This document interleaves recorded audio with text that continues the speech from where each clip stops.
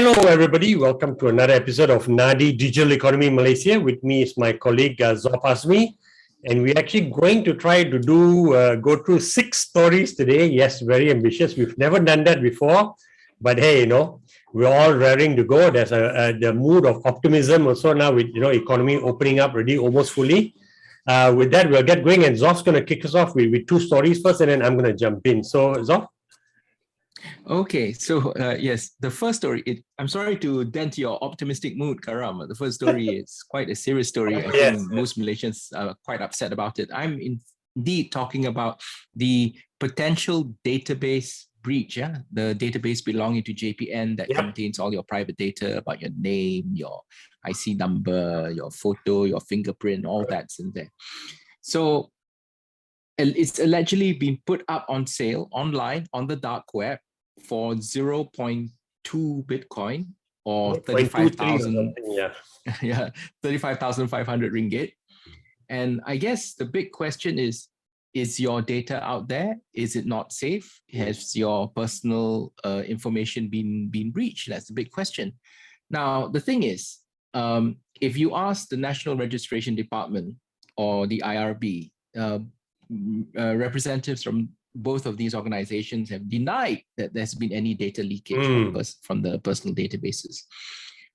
In fact, Home Minister Datuk Sri Hamzah Zainuddin said that there has been no data leakage because the firewall of the data security control system is very secure and all information is protected.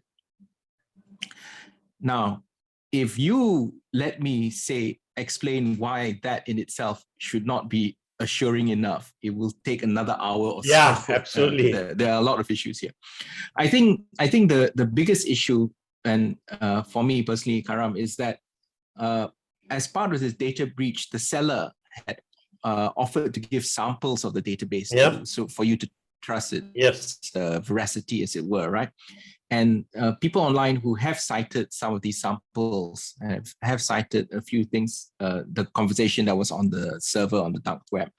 To them, the claims look legitimate because of the data that they've seen. So I think the government needs to take this seriously, right, and address this very seriously. I mean, you may say correctly that from your database there has been no breach, but if the data is out there, there is a problem that needs to be solved. Now, I think, Karam, you know a bit about personal data protection, right? Because we published an article this week about Jean Carolt and the fight for personal data protection. Do you think this is something that Malaysians take seriously enough, that your personal data is out there? Absolutely not. I mean, this is alarming to me. It is disappointing. That the government has come out with this kind of statement saying, hey, we see no breach, instead of saying that we have saying currently we don't seem to have identified the source of the breach, or we cannot seem to absolutely confirm. We are still checking, right? Even then also people will skewer you because it's been 2 days. The data was out, I think, on like a Thursday, right? So the timeline to this is already a Saturday we're talking about. And in the world of cybersecurity, where minutes count, I won't go down to seconds. This is ridiculous for this kind of response to come out. And what annoys me is that there seems to be no cybersecurity czar in the country for sure. Someone who comes out and says that we understand, and we are looking into it, and we will, give you an update as soon as possible, or not even look at. They should have said this. We're looking into it that as soon as the news came out, right? Like literally within 1 hour, because the government is very much on the ball with social media, monitoring what's going on, and something like this would have immediately been flagged to them already. So it's really alarming. And the point is that this also sends an incredible loud signal out to the whole world, to all the bad actors out there, to say that, hey, in Malaysia, the government just sticks its head in the sand, right? And when a breach like this happens and they don't acknowledge it, or the acknowledgement also comes very slow and late. So I feel that we have kind of just put a big X on our buttocks, right? And say, hey, here we are, man, all bad actors out there. So and I think cybersecurity professionals are just dying inside, Malaysians, right? To think that this is the kind of response we get, and nothing much more firm and concrete, right? And consistent. So it's really a nightmare, I think. This is a beard pulling moment for me. There you go. It's understood that's a very difficult thing to pin down. It's a very difficult thing to confirm. Yeah. It's very difficult to track what happened and plug the holes. Understood. But still, there needs to be a bit more transparency. Soon after this JPN news came out, the CTOS Digital CTOS, Sorry, Dzof, sorry. Before you go on to the next one, I spoke to one of the top CTOs in the country who has also put in some time with government, and he said that the government should have actually run all their websites and their apps through something called OWASP, which is an Open Web Application Security Project. And he said that will help you quickly realize whether your apps, right, or your even your website, the security protocols are top notch or not. And he says very, very few of the government websites and apps, have gone through this, and something so high level and so important as almost like a hygiene factor is not done. What more, right? So it's just incredibly frustrating. Okay, you can carry on with the next story now, which is also related to this, right? Yeah, because what had happened was Bank Negara had temporarily suspended the Central Credit Reference Information System, CCRIS, which is, as we said, the system that, for example, checks your whatever the equivalent of credit rating in Malaysia, right? Yeah, to see whether you're a good borrower or you're in trouble. Right. And when Bank Negara suspended this, of course, the internet, the social media was immediately rife with rumors, right? Is this related to what's happened to the JPN database? Specifically, Bank Negara Malaysia, when contacted by The Edge, said that it had been made aware of credible threat involving credit reporting agencies in Malaysia. So it sounds like it's related without anyone actually saying whether it's related or not. Right. Yeah.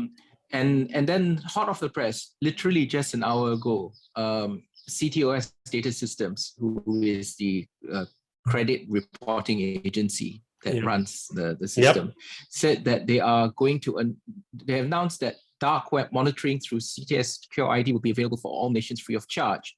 And what the service will do is that it will alert you if personal information has been exposed on the dark web. Now, free of charge for, I got to clarify here, free of charge for 1 month.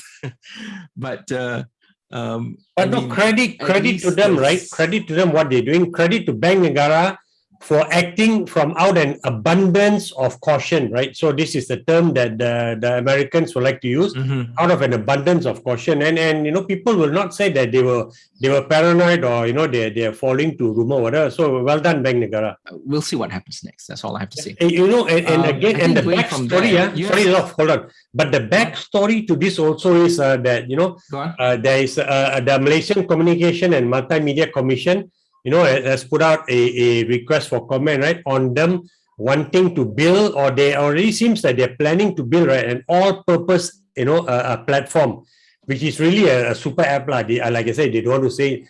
So will what is happened now give people confidence that government can be trusted, even though the people at MCMC are way more technical and very security conscious. Is actually one of their mandates also, right? Do you think people are going to trust? And how many people know that MCMC is really very technically competent, right? And they've got cybersecurity is a key aspect of what they do also. People won't know that. They just say, hey, government agency, government trying to build a app, right? I'm not going to trust it. So you're going to come across that issue also, right? It just puts a cloud of a dark cloud over anything government does digital, where they say, trust us, we're going to keep your information safe with us. I think we should move on to the next story, Karam. And the is about the masking. Exactly. So let me take lead. So this is just one of the startups in Malaysia, which is in the InsurTech, right? It's a fintech, but they're playing in the insurance space. So they have announced last week that they have raised $6 million US. That is significant amount of money, 25 million ringgit. In a Series A only. So well done to them and to Wilson Bay, who's one of the co-founders, right? Fantastic achievement here. And what leaped out was that, so there was some regional, so no Malaysian, at least announced no Malaysian investors took part in this, at least from a VC company, because there was Altara and Aspect, and Gobi Partners is actually based in Malaysia. They're the Asian HQ, but they are a US-based VC.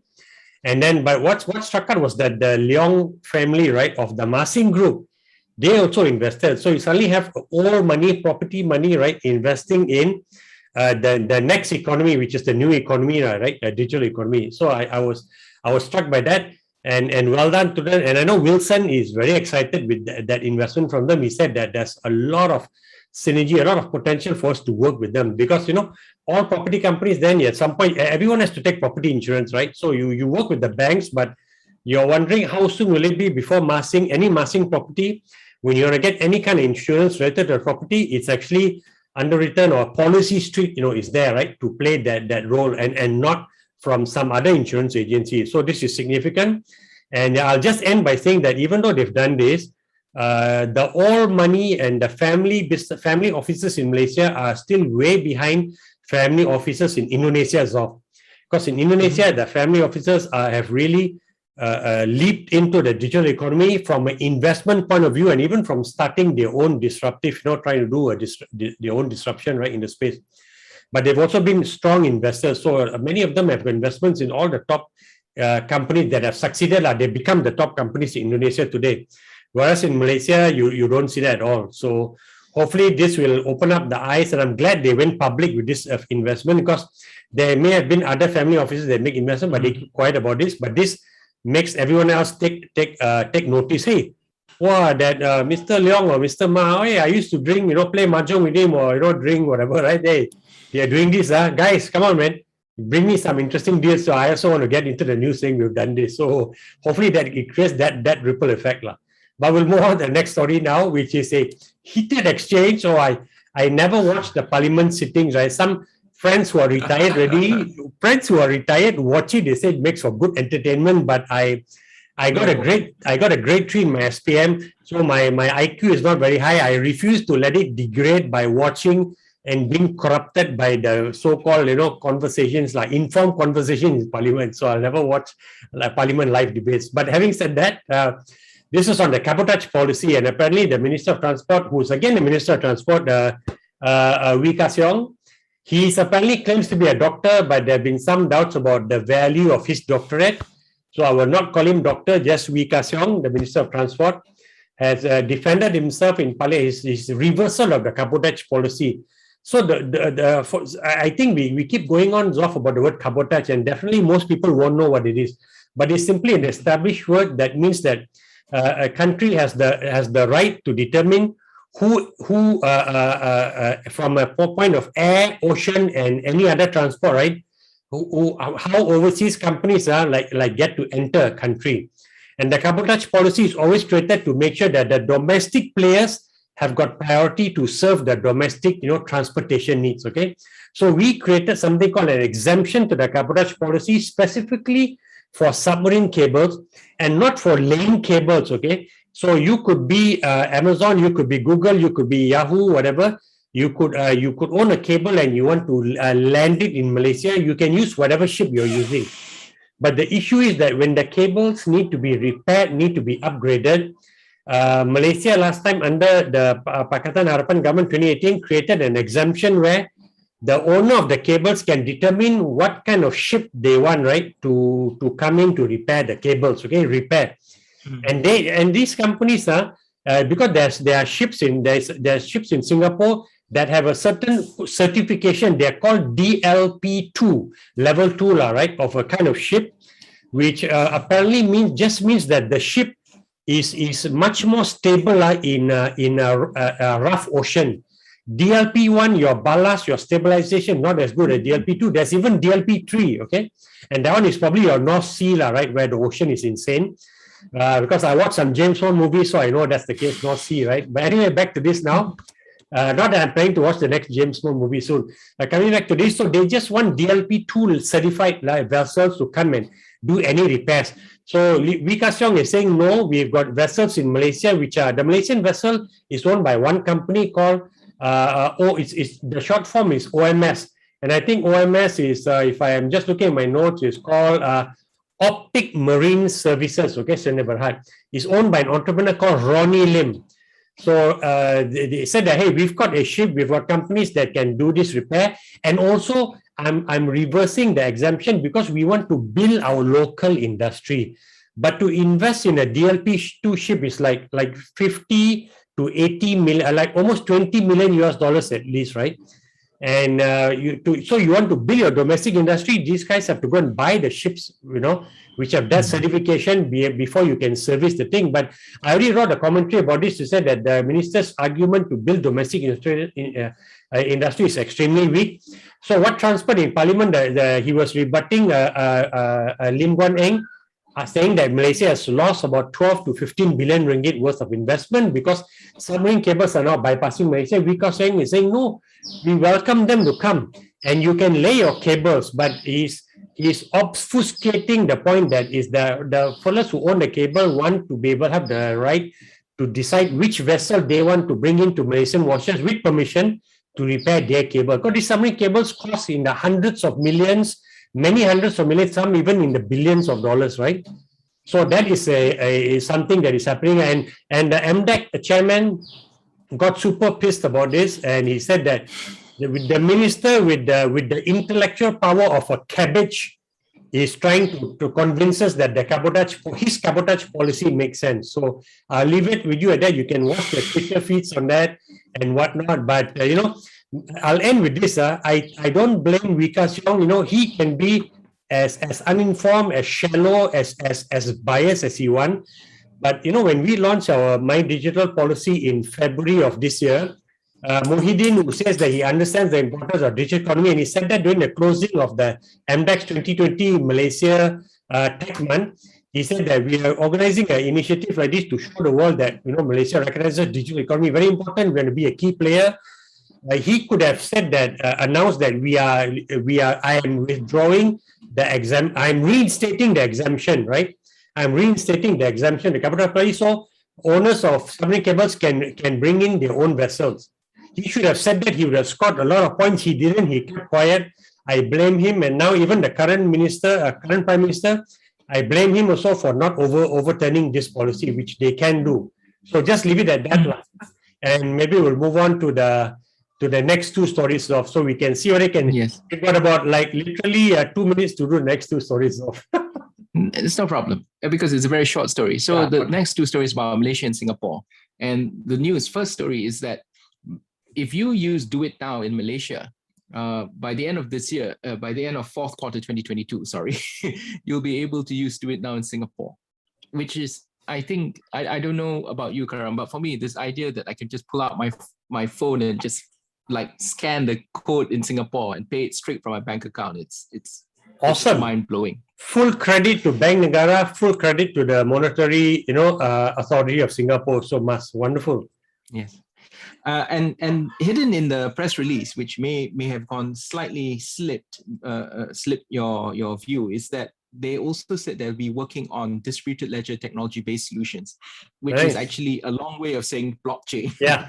And that is related to something called Project Dunbar, which is a project between Bank Negara Malaysia, MAS, the Australian authorities, Australia South even, African.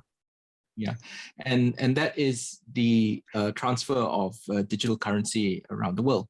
Now, the other aspect. Sorry, so before you go on to the next one, I just want to say that this is a fantastic initiative. I said it by both of them, and it shows me that the two countries are so interlocked in the whole economy, right? In the physical economy, it is great that they are now taking that interlocked relationship, right, in the physical economy to the digital economy, and this is yet just another example. Okay, so go on to the last one then. And so, in the last story again is Malaysia and Singapore, and what has happened is that they have made the announcement that Malaysia and Singapore are going to recognize each other's vaccination certificates, which on the surface sounds quite straightforward. But if you think about it, since we know that the electronic certificate is the one that's important, that means a standard or platform needs to be built where the Malaysian vaccination cert and the Singaporean vaccination cert have to sort of be combined, as it were, right? And the reason why that's perhaps kind of exciting is that as of this moment, there is no global standard for this COVID vaccination certificates. So Europe has taken a big lead in a sense, and a lot of people suggesting maybe Europe's system is the way to go. But if I know Singapore, I suspect if they do this properly, they will be either doing something that slides nicely into the European standard, or they'll be making a case for an adjustment to that, I think, and saying, okay, like this is what a global standard should look like.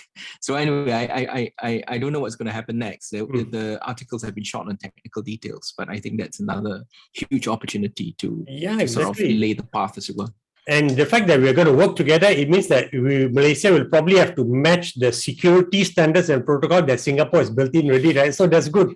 We have to upgrade ourselves, and maybe we're already there. To be fair, at least where this app is concerned, because this app was built by the private sector, right? A company called KPI Soft / Entomo, which means that the enterprise of tomorrow, they rebranded them. Okay, Dzof, we have managed to do 6 stories. I think we've broken the 20-minute mark, but never mind. There's too much to talk about this week that we wanted to. Again, right, there's so much happening in Malaysia's digital economy. It's great that we always are struggling to remove stories. We'll talk about this, we'll talk about that. All of you out there, we hope you enjoyed this week's show, and we hope you'll comment and you'll share it and encourage more people to watch the show, where you get opinions and honest opinions and context also to some of the stories. We'll see you again next week. Bye.